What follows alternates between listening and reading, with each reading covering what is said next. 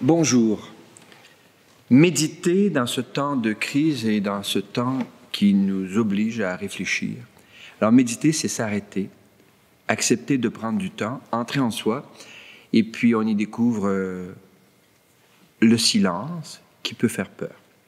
Mais je vous propose de ne pas en avoir peur, de se risquer, parce que dans le silence, une fois qu'on aura dépassé l'entrée de la forêt, etc., on peut arriver à une clairière extraordinaire, dont on va parler aujourd'hui, la contemplation.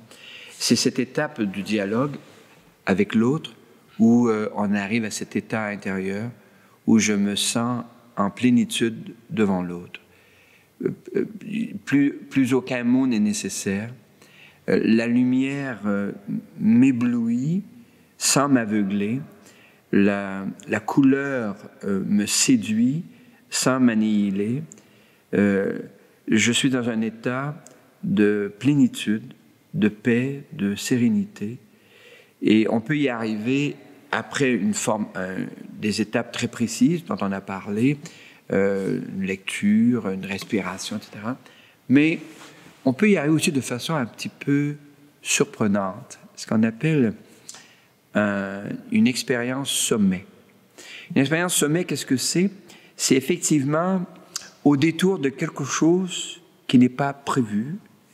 Une personne peut faire l'expérience intérieure, profonde, de lumière. On entendra d'être saisi, d'être pris, d'être ramassé, accueilli et recueilli. Une expérience...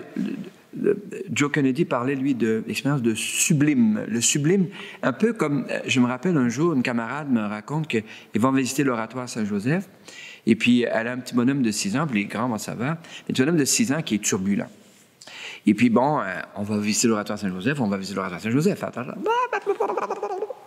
Et puis, elle le prend par la main comme pour le calmer, hein. On rentre dans une église, on était bien formés, alors on rentre dans une église, on s'est tranquille. Et puis là, son petit bonhomme qui essaie de se dégager, il rentre dans l'oratoire et soudain, elle sent dans sa main à elle, sa petite main de petit bonhomme qui fond. Le regard qui s'élève, la bouche qui s'épanouit et le grand silence de l'enfant. Et tout le temps de la visite, l'enfant reste comme suspendu à quelque chose que la mère ne voit pas, mais qu'elle sent et qu'elle respecte. Et ça, c'est une grâce extraordinaire. Le petit fait une expérience là de sublime. Le sublime, c'est quoi? C'est quelque chose, ou quelqu'un, ça dépendra des traditions, quelque chose qui me dépasse. Je me découvre partie atomique d'un univers moléculaire. Je me découvre une partie d'un ensemble immense.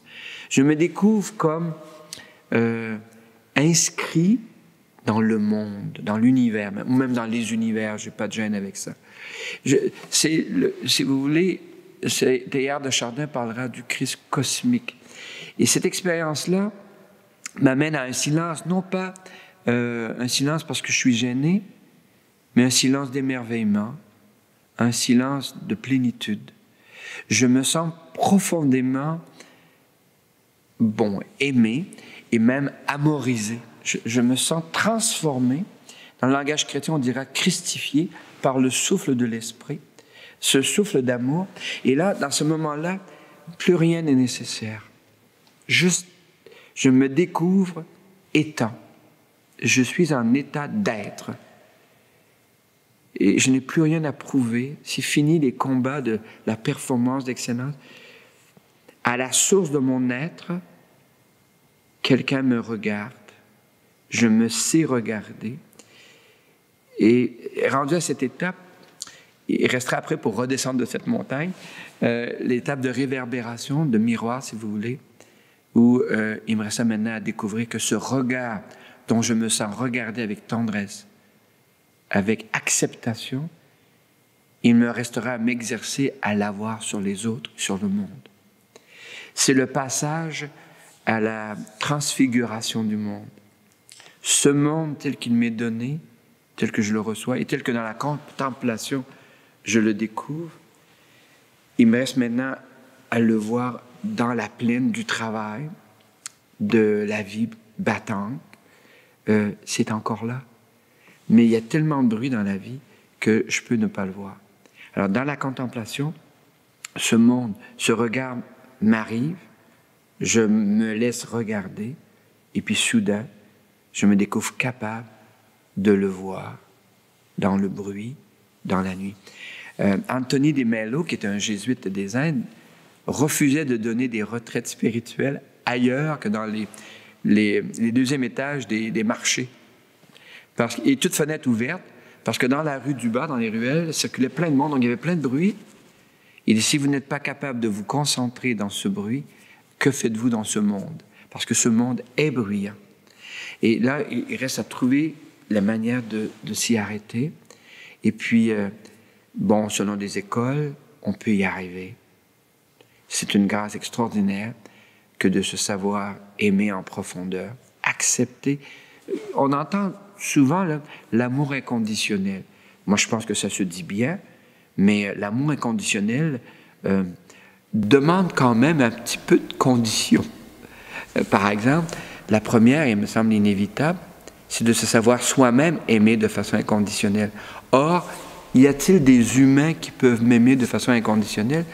Je ne le crois pas. En fait, parce que j'ai des limites. Puis, en tout cas, peut-être, là.